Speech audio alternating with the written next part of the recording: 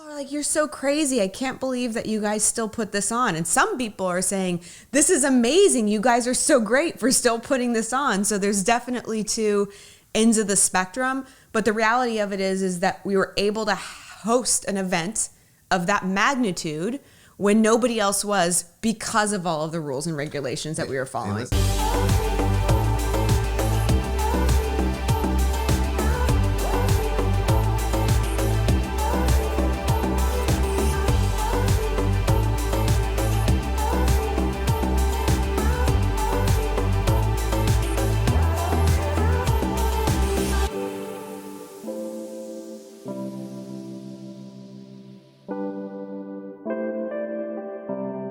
What's up, everybody? Welcome to another edition of the None of Your Business podcast. I'm Shawn Dill. This is the beautiful Lacey book. We're your hosts.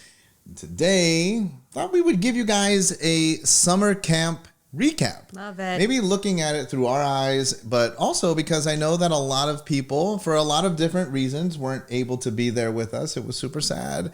But we had an amazing time, and I wanted to give you some of our takes on the various speakers and get us ready for 2021. I love it. Ready to roll there. So we had summer camp just a few weekends ago, Indianapolis, Scottish Rite Auditorium. It was a beautiful, beautiful venue. Let's start with that. I think people just absolutely loved the venue. Yeah, the Scottish Rite Center was just immaculate. It was gorgeous. It was so, I don't even know, how would you describe it? Elegant, breathtaking. And it was expansive too. It was just a huge venue. It could host a lot of people. But what's really unique about the Scottish Rite is that they have a theater in it where it has theater seating and a stage, and then a ton of other ballrooms. So historically, the Scottish Rite Center has been used mostly for weddings. It's like one of the number one wedding venues, I think, in Indiana. And so when we found it and we wanted to do summer camp, we just fell in love with the way that it looked and how unique and different it was. Because one of the things that we're all about when it comes to putting on events and delivering the goods is about creating an exceptional experience. And I think the Scottish Rite Center definitely added to the experience. And of course, I mean, I want to jump into the speakers here, but before we do that, I mean, I know that there's probably some listeners that are saying like, well, wait a minute, you know, coronavirus, they're afraid. And so we did have a mitigation plan, and we followed all of the guidelines. People are like, you're so crazy. I can't believe that you guys still put this on. And some people are saying, this is amazing. You guys are so great for still putting this on. So there's definitely two ends of the spectrum. But the reality of it is that we were able to host an event of that magnitude when nobody else was, because of all of the rules and regulations that we were following. Hey, listen, I think it was historic in that I'm not familiar with anybody who's actually going out and hosting live events. And what I realized at the event is that a lot of people really long for that human connection. Oh, absolutely. People were like, oh my gosh, like to be around people, it meant so much to them. We had 350 people there, but we did this all within the guidelines set forth by the public health department, by the governor's office. We followed all of the rules, and we put together the event. And so a lot of people were like, well, you know, Shawn and Lacey, while we do have our personal opinions about things, we also are running a business, and we do understand that we have to follow the rules. Otherwise, it would get shut down. So we managed to follow the rules. Listen, people out there canceling events, like, I mean, it's nonsense, because it's really just about, you know, the person who understands the rules. I love golf. I got to tell you this, like in golf, there's a lot of rules, but the rules work in your favor if you understand them, right? If you don't understand them, then of course, you know, it can, but you know, when you hit a ball in a hazard, where you drop, you have to know the rules. So the same thing, there's new rules. You did a tremendous job of going through and connecting with the rule people and making sure that creating the mitigation plan. But yeah. I think the biggest thing and the biggest lesson for me out of it all was actually once we had the event, people kept coming up to me and saying, wow, you know, it's amazing like that you could put this on. It shows and proves to me that there's always a way. There's always a solution, that you can always make something happen. And I can't even tell you how many people said that. And it gave me an opportunity to self-reflect and say, yeah, if we can get this done, we can get anything done. So it was a nice learning lesson for me. It's a matter of whether you're a victim or you're a victor. And a lot of people right now, it's easy to fall into that victim mindset. Right? Like, there's so many things I can't do, or you have to wear a mask, or you have, But what can you do? Yeah, you got to figure it out. Yeah. All right, let's talk about speakers. You want to? Yeah, but that I didn't get to hear any of the speakers because I was running around in the back. Yeah, but here's the thing. So. Here's the thing. You heard what everybody else said about the speakers. Okay. So first off, the event we led off. James, our videographer, who puts together the podcast, produces the podcast, the video and the audio component. He created an amazing intro video. Yeah. So maybe, James, you could put that in like the show notes. We could have like a link here. So if you're listening to the podcast, check out the show notes. If you're watching the podcast on YouTube, just drop down there. We'll put a link to that video because, oh my gosh, that was super, inspiring. People were pumped up after they saw that video. And what a great way to kick off the event. And then you came out and you kicked off the show. Now that your talk, I think you heard. Yeah, it was nice. I was able to be there for my own talk, so that worked out because we would have been in a lot of trouble if I wasn't. What did you talk about? It was really just an opening talk, and what I wanted the audience to get out of my talk is that, hey, listen, it's not just about coming here and getting content and trying to figure out things to up your skill set. It's also about finding the right team to have in your corner, because in times of adversity and crisis, you could be the greatest technician and have the best skill set in your profession on the planet, but if you don't have the right people behind you, it's super difficult for you to make the right successful moves to overall win the strategy. Yeah. So I was talking about, get a community, get an accountability group and get a good coach. Yeah. So if you're listening to this and you're like, oh my gosh, my group is doing everything online. Well, hey, we want to invite you to check out what we're doing, because you're just sitting there on the fringe, on the periphery, listening to this podcast. I mean, jump in with us because, we would love to be, and we would be honored to be on your team. Then next we had Grant Dennis. Absolute firehouse. Is that not firehouse? Firecracker. Fireball, firecracker, fireman, puts out fires. Yep. Okay. Grant, at a very young age, is finding tremendous success. And he talked to us about the launch of his book. He's got a brand new book coming out. James, I'm going to have you just put all of these links in the show notes so that we can get people on point with Grant's book. And Grant was super inspirational. And in effect, like you said, you had this sort of introductory talk. He laid the foundation for all of the rest of the weekend, right? And he talked about what it takes to be great, to take the last shot, right? To be the one who raises your hand and say, yeah, give me the ball. I want to take the last shot. Love it. Next up was Dawn Roseman.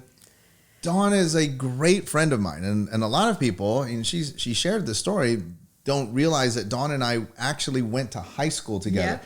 And not like, we were talking last night, like my high school class had nearly 600 people in it.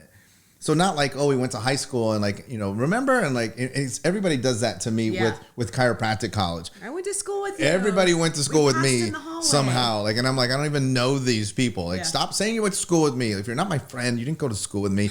But Dawn was my friend in high school. Yes. She has stories about you. She has stories. She's going to let me in on. Oh, she'll let you in on. Okay. Yeah, let me in on. Dawn then goes on to Indiana University, where I also went to undergrad. And then she got her degree, and then she is now a lawyer. And Dawn was the very first African-American woman partner in the state of Indiana at a law firm, top 100 law firm where she works. And then eventually our paths circled back around, and now Dawn represents us, and her firm represents us in our business dealings. And she has this thing called RAIN. And I was like, Dawn, you got to come and talk about RAIN at SummerCamp. And holy smokes, did she steal the show? She stole the show. I mean, people were so inspired by her talk. They were literally getting into the Black Diamond Club group saying, we want more Dawn. So I have a feeling we'll figure out a way to get them more Dawn. We're going to get them more Dawn. But she talked about, what makes you uniquely you and your ability to understand that when you walk in a room that you are not second to anybody. She talked about your understanding that there's only one of you in the world and that you never have to be second to somebody or less than. But she also talked to us and gave us some practical tips about how to understand that and realize that we're not just our accomplishments. Like Dawn is super accomplished as a lawyer, and she shared her personal story about how even in the face of that, she had certain insecurities that came from her upbringing and her past and how that affected her. As long as she was getting the accolades and the plaques and the recognition, she felt fulfilled, and she realized that life wasn't all about that she had to be fulfilled on her own. Yeah. And that's was something that inspired people, and they were super thrilled to have her. Next up came Dennis Yu.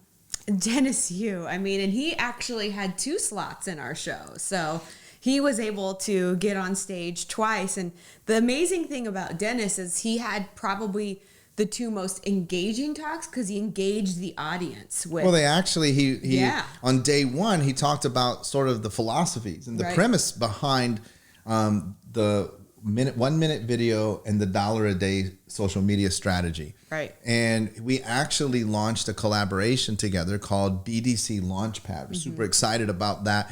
It was massively well received. So many people jumped in on that. Of course, has nothing to do with us. It has to do with we're collaborating with Dennis and the Blitz Metrics team to help our community be able to launch. It's the Launchpad into social media.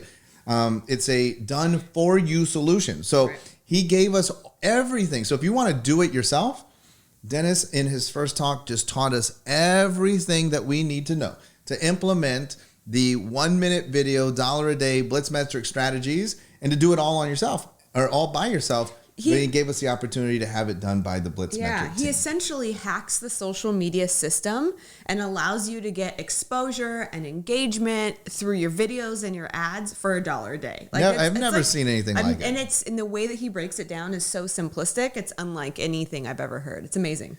Then we had our lunch. Yeah. And then afterwards, so on Thursday, so we live on the north side of Indianapolis, and we were driving into town to do the setup, and I received a call from Jay Abraham. Yep. And he was like, "What are you doing?" And I was like, "Well, we're going, to summer camp."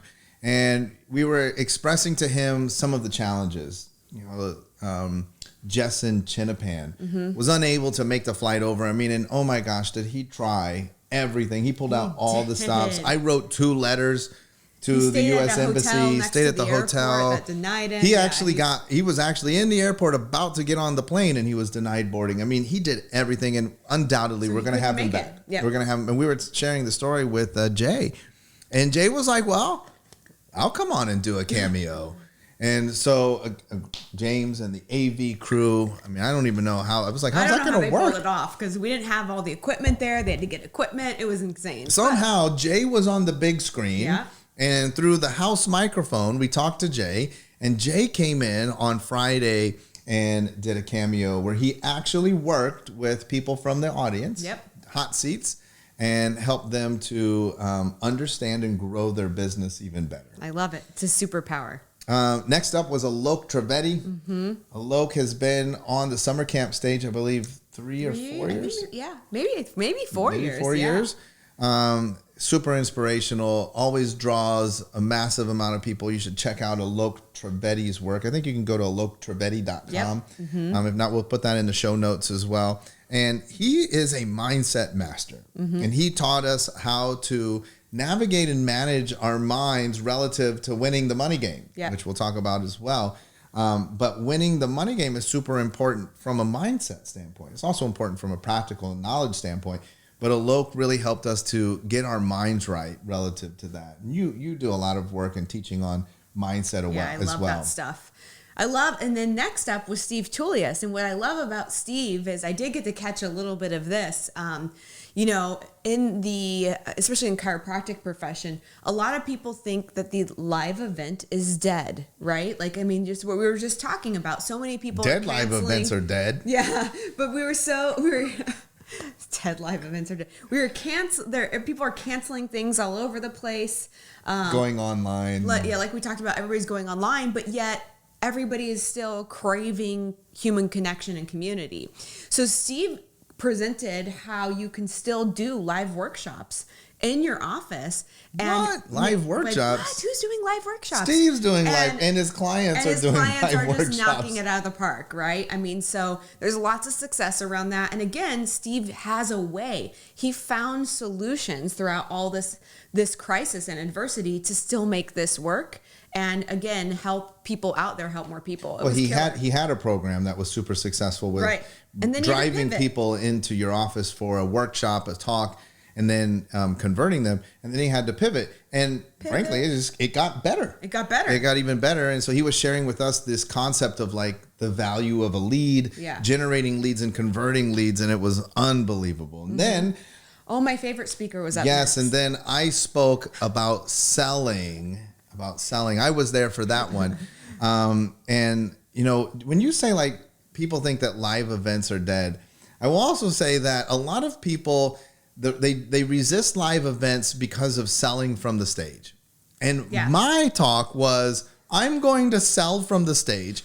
I'm going to teach you while I sell how to sell from the stage. And I'm also going to explain to you why the notion that I don't like selling from the stage is completely false. Yeah. What you don't like is bad sales. Like people that go up there and just say like 30 minutes of nothing and then say, try to hard sell. And then buy my program if you actually want to hear something. Yeah, it feels icky. So we talked about that and we talked about how to do it right. And it was a massive success. We had an offer. I mean, so many people took us up on our offer. We had 2 offers. And oh my gosh, it far exceeded our expectations. We had a goal, exceeded our expectations, and it went super well.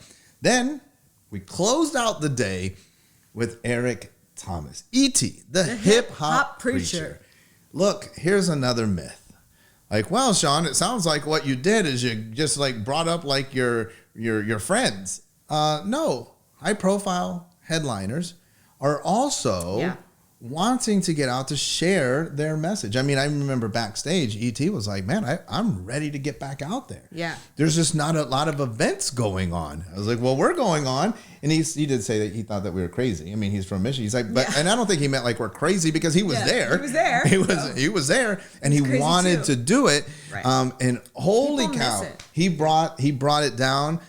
People were on fire after E.T. spoke. Yeah, absolutely. Well, he's always inspiring. We've been listening to E.T. for probably 10 years. I mean, you've been listening to him for a very long time. Since the beginning. And thank God it's Monday and like just always inspiring. You know, I got to tell you too, this is completely not on, this is kind of a tangent, but not. I don't think that very many people observe this. What I observed from E.T. is that when he got on that stage, what he did is he went inward. Yeah. And in fact, like the majority of his talk, he just had his eyes closed and he was just letting the message come from within. It wasn't this scripted thing. No. It wasn't like, you know, he didn't have a PowerPoint. And also, too, I think that was super inspirational for people. He shared his story, but it was coming from his heart. Mm-hmm. And you could see, like, he wasn't even trying to, like, you know, like move around. And, you know, the things that we learn, you know, tonality and blocking and presentations. He just stood there, planted, and shared his heart. And think about that. Like, he's one of the #1 inspirational speakers in the world. And he probably has told that story 1,000,000 times. And yet still, when he told it that day, it wasn't robotic. It wasn't scripted. It wasn't like he still went inside. Like he was almost playing a movie film in his mind. And he was telling you the pictures of what he saw and how it can translate into your life. And you could overcome adversity. I just thought it was pretty cool. We had a great VIP cocktail on Friday night with a lot of our new clients that signed up with us. And then on Saturday, you opened it up again. You were there for that talk. I did. I was there for that talk. This is another one I got to do something awful. enjoy. That was the title. Do something awful.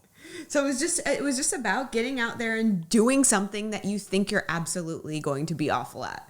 Because a lot of people wake up and they think that when they look at somebody that's really good at speaking, or looking at somebody that is very artistic, or looking at somebody that has the ability to create a great funnel for their business or ads, they're like, oh, but that person's just good at it.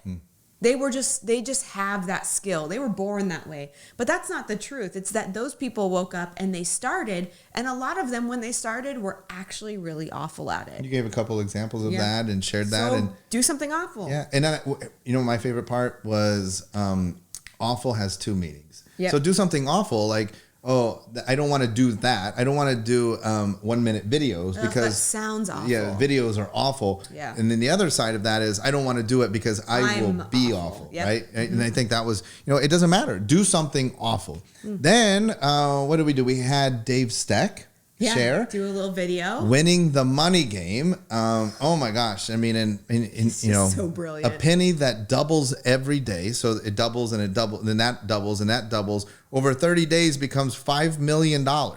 When you factor in the 28% tax rate, right? So a rolling accumulative tax rate, it goes to $60,000. And he was teaching us how to win the money game, because you're like, oh my gosh, nobody wants to lose out on that amount, that magnitude of money. So making your money make you money. Then what did we do after that? Then we went on break, and then we came back with Dennis Yu.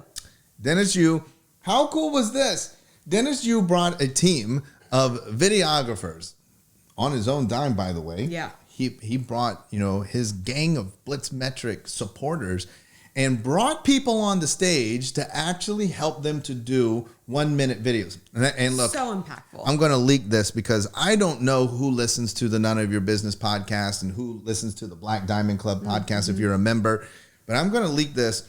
Dennis Yu said, I want to come back next year, and I want to next year be celebrating and showing examples of the people who were on the stage a year ago and what has happened to them in their business. That's why he did that. Like, how cool is that going to be? It's amazing. You want to be there for that, because also you probably want to get in on it, because you want to raise your hand and say, Dennis, pick me. I want to be next. An example who's up there. But don't wait that long. Don't wait a year. Yeah, don't wait a year. You got to start now. Get connected. Get into Black Diamond Club. Get connected with Dennis. He's in there every day. Every day, sharing, supporting. He's great. Then we had our sort of Gen Z, Gen X social media influencer section after our lunch. We did. And holy cow, was this amazing. So first up was Connor Blakely, Gen Z marketing expert and founder of Brew Beer. Yeah. And he was sharing with us his thoughts on how the Gen Z mind works. Yeah. He was sharing his personal story.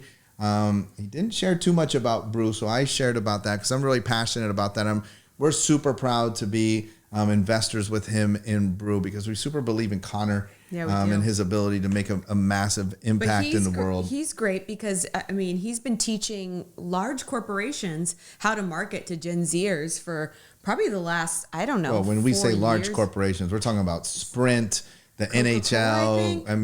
Large corporations, large corporations. Not like, So for him to share that information with all of these entrepreneurs and business owners sitting in that room that will, in fact, need to begin to start marketing to this generation of individuals was huge. Then we had Mike Maylach. Yep. And Connor got to interview him. And Connor and Mike just sat on the stage and did a sort of a Q&A together. And it was unbelievable to hear Mike's story. And what an inspirational story. And here's what I know. Mike is on the Impulsive podcast. Mm-hmm. And so a lot of people came in. It was like Roger Stone the year before. A lot of people came into it with a preconceived notion. Like, oh, I don't think I like this guy. And holy moly, they were inspired. Everybody loved Mike Maylach. And let me tell you the secret. Let me give you this behind the scenes. This is why. Because he is such a genuine person. There were kids, young kids, that through channels had asked, could they take a picture with Connor?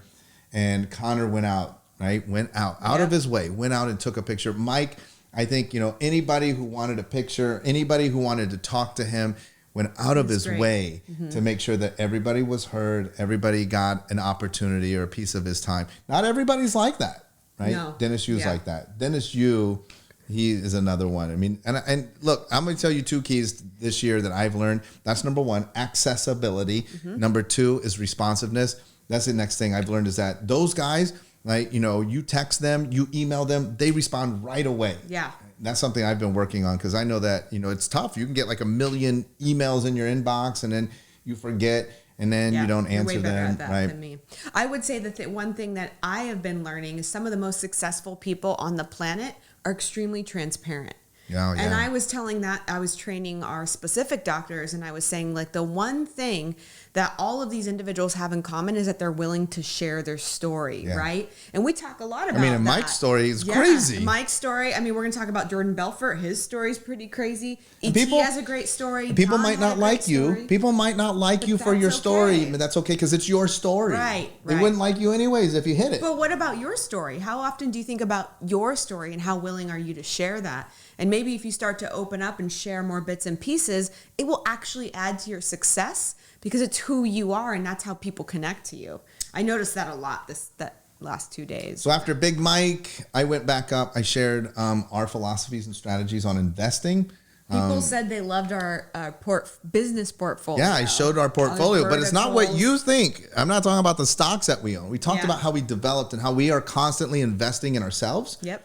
I mean, and I shared we have stocks, but I mean, just like we're not, fiddling around with it. Our money, our resources go back into us and developing our business because, you know, the point of that conversation, and we strongly, obviously, I mean, we live this, is that we feel that we are the safest bets on the planet. Now, not for you, but for us. Like, so if we had any money, I would much rather invest it in us than the NASDAQ. I don't know what the NASDAQ's going to do.